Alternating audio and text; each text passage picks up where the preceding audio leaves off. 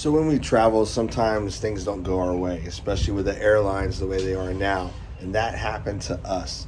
So we left Austin to go to London to catch a flight from London to Athens, Greece. And everything was going fine until we get onto the plane and realize that our seats are right in front of the mid cabin restrooms. So we can't recline our seat at all. And we had a crying baby for 7 of the 9 hours. There's a family with two toddlers. They wouldn't shut up the whole night. One would do it, then the other one would do it. And then I swear they were like, hey, let's do it together because this is fun. And then all night, the whole trip, open and close, open and close, open and close, lock, lock, lock, lock, unlock, unlock, unlock, flush, flush, flush, flush. So you couldn't sleep at all.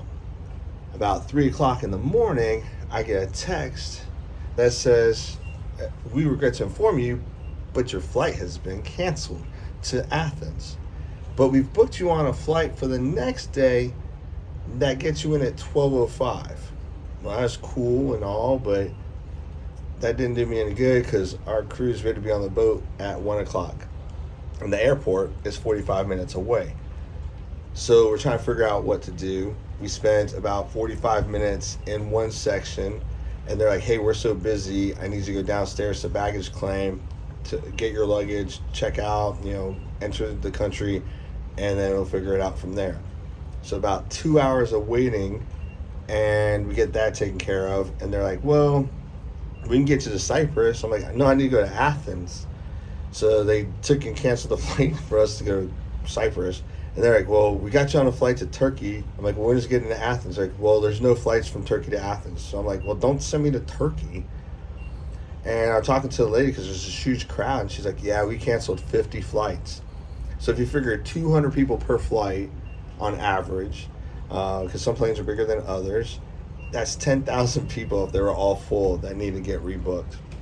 And they're like, well, we got a flight that leaves at 8:30, but it'll get you into Greece, into Athens about 3:30 in the morning. I'm like, screw it, I'll take it because at least then I know we're good.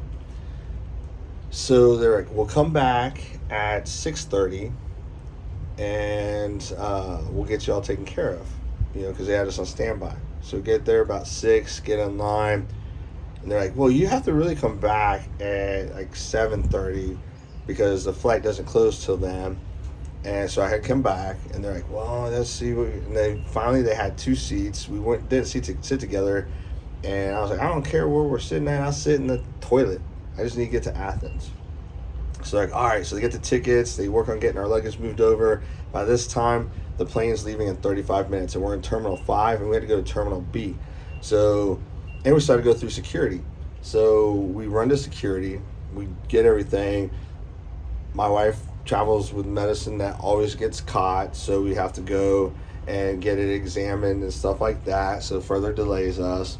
Then for some reason, they just kept my stuff in the conveyor belt inside the little scanner, and I'm waiting and waiting and waiting. Finally get it. I don't even put my belt on. I like half-assed put my shoes on, and we're running down the terminal to get to the train that we have to take to Terminal B. And the airport's packed. I'm telling my wife, go left, I'm going right. We're like zigzagging around people. It's insane. Like I'm hurdling stuff. It's like I'm doing the Heisman all over the place. We get to the train, then we get to Terminal B, and we're running to our gate. And there's no signs that when you come up the escalator on what gate is what. So we start going. We're about 2 gates in, and I'm like, hey, these numbers are going up. We need to go down, so turn around. So we had to go back those 2 gates, then the other gates.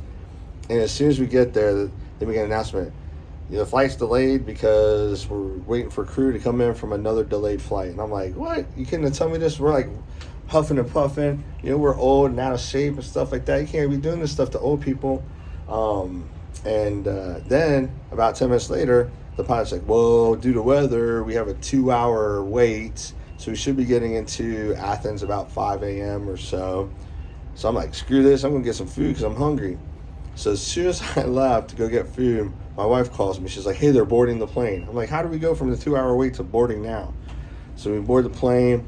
Anyway, we get on the plane, get up in the air. screaming kid, for 3.5 of the 4-hour flight.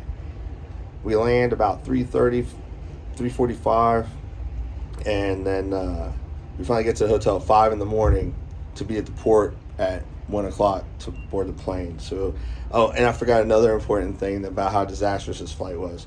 When we got to London Heathrow, they had overbooked the terminal, so they had us park somewhere on the tarmac and get us off, and we had to take buses to the terminal. Well, in their genius mind, they never were like, hey, look, we have nowhere to put this plane. Let's get some buses ready because we're going to put them over here. So we had to wait for about 10 minutes, and they sent one bus, and so that got full. Then we had to wait about another 30 minutes for 2 more buses to come. We were on the second bus. So we probably wouldn't have made the flight anyway had it not been canceled. So I guess the moral of the story is sometimes stuff doesn't happen. But had I just said, screw it, we'll take the flight tomorrow instead of taking the risk of getting on standby that night, I may not have been on this cruise and looking at the Aegean Sea. So when things get difficult, don't get mad at the staff because, they're not going to want to help you.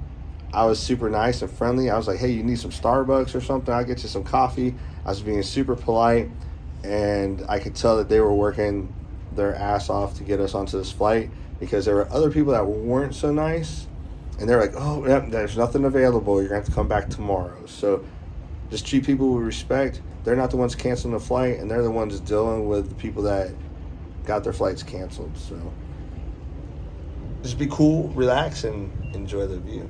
Until next time.